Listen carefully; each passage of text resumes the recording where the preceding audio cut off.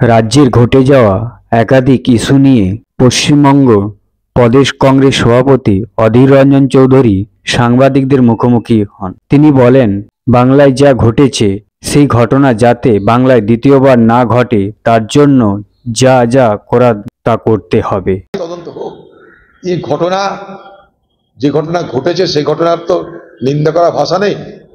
এই ঘটনা যদি দ্বিতীয়বার না ঘটে বাংলায় তার জন্য যা যা করার করতে হবে। কিন্তু আজও পর্যন্ত ডাক্তারদের উপর হামলা কিন্তু বন্ধ হয়নি। পরশুদিন দেখলাম টিভিতে কোন ভগবান পূর্ণকথা মেয়েছে, সেখানেও ডাক্তারদের উপর হামলা হয়ে গেল। ডাক্তারদের উপর হামলা বন্ধ হবে কি করে? শুধু আরজি করে ডাক্তার আছে তা তো নয়। সারা বাংলায় যত হাসপাতাল আছে, যত প্রাইমারি সেন্টার আছে, যত হেলথ সেন্টার আছে, সব জায়গায় কি প্রশাসনিক সহযোগিতার ব্যবস্থা আছে বলুন তো?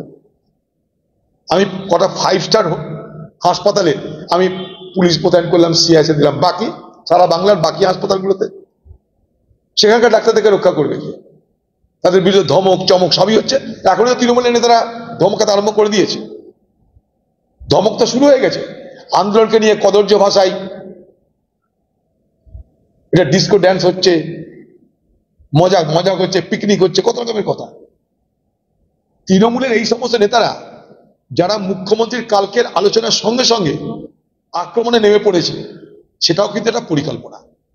ডাক্তারদের মনোবলকে ভেঙে দেওয়ার জন্য, জুনিয়র ডাক্তারদের আন্দোলনের মনোবলকে ভেঙে দেওয়ার জন্য যে চিকিৎসক সমাজ তাদের মধ্যে বিভাজনের চেষ্টা করা হবে, তাদের মধ্যে এ দল ও দল করা হবে, তাদেরকে ভয় দেখানো হবে।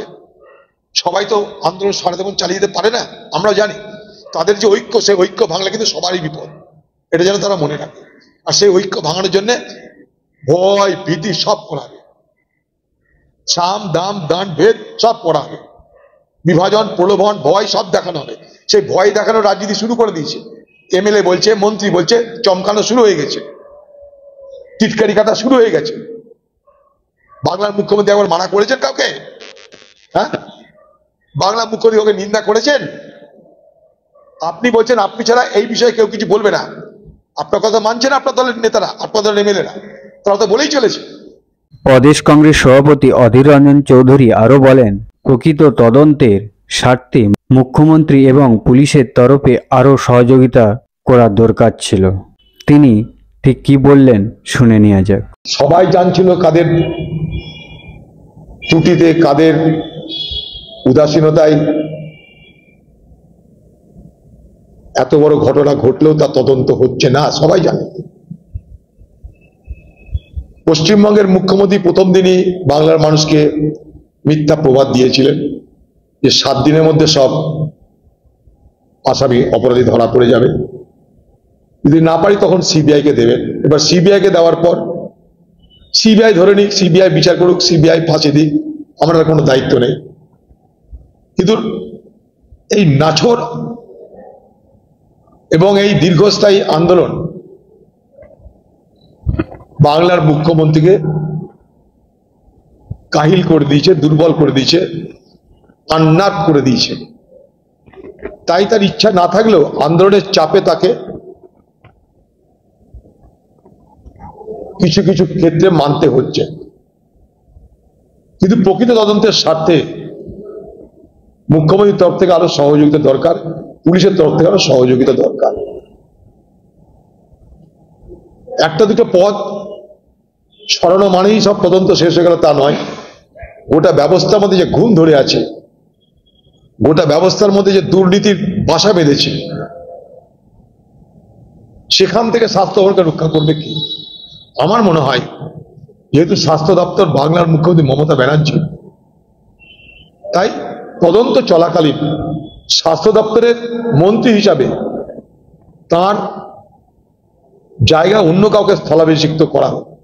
মুখ্যমন্ত্রী মমতা ব্যানার্জি যিনি মুখ্যমন্ত্রী, তিনি মুখ্যমন্ত্রী থাকুন, কিন্তু স্বাস্থ্যমন্ত্রী হিসাবে, পুলিশ মন্ত্রী হিসাবে অন্য কাউকে দায়িত্ব দিয়ে এই যে তদন্ত প্রক্রিয়া শেষ না হওয়া পর্যন্ত তিনি দায়িত্ব থেকে অব্যাহতি নিন। এটা কিন্তু আমার মনে হয় একটা বৈধ দাবি। কারণ এগুলো কতগুলো কসমেটিক সার্জারি, উপরে উপরে কিছু করে দিলাম, এটা সেটা ওটা, আর তো কিছু বলার নাই। নিশ্চয়ই বলার আছে, কে বলেছে বলার নাই?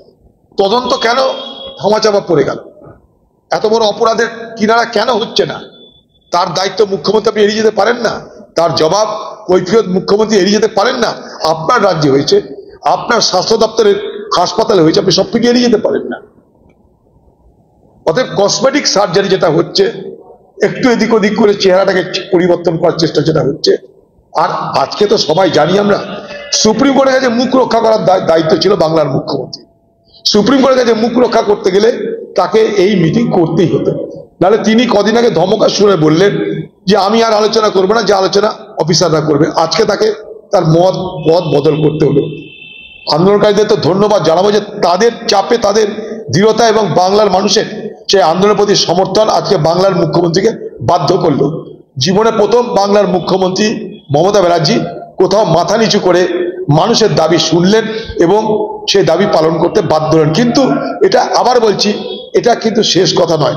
এটা উপর কিছু হলো, এটা কসমেটিক সার্জারি হলো, চেহারার কিছু পরিবর্তন হলো, ভিতরে রোগের কিন্তু কোনো পরিবর্তন হলো না।